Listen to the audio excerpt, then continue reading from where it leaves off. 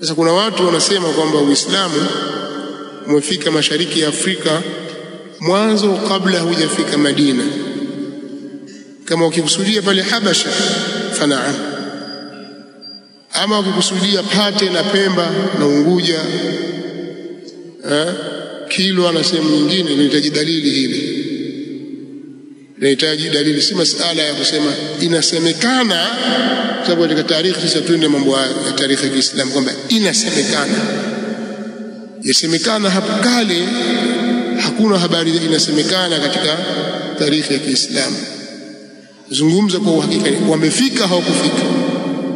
Na wengine watilia nguvu kuambia hata wale masahaba waliotaka kuhamia Habasha wengine walipotea wakaangukia Pemba kwenye kisiwa cha Misale. Huko pana msikiti wa zamani, sahaba nani hawataji hata mmoja, maneno tu ya kuungaunga.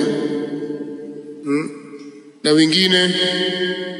wengine mmoja ameandika sasa kwenye kitabu akasema kuna mtu alisilimu katika zama za Mtume sallallahu alaihi wasallam kwa Sham, alitokea hapo Fukayos karibu na Kiwango hapo. Fukayos aitwa Abdurrahman Wendwe. Abdurrahman Wendwe sahaba, watu je kumsikia kama majina masahaba. Watu wameandika vitabu, wameorodheshwa orodha ya masahaba, al-isti'ab bi ma'rifati al-ashab, al-isaba fi tamyiz as-sahaba, na vitabu vikubwa tabaqat, siyaru a'lam an-nubala, nani wanawachuoni wanaeleza tiririko wa watu. Hatujamuona Abdurrahman Wendwe wa Fukayosi hapo Kiwangwa Bagamoyo, wala hatujawaona saadatu tabi'in.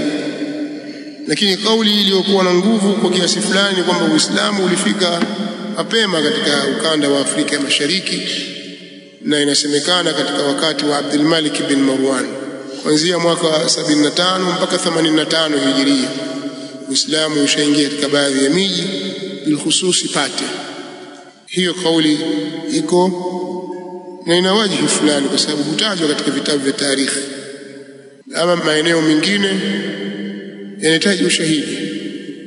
Wallahu ta'ala a'lam.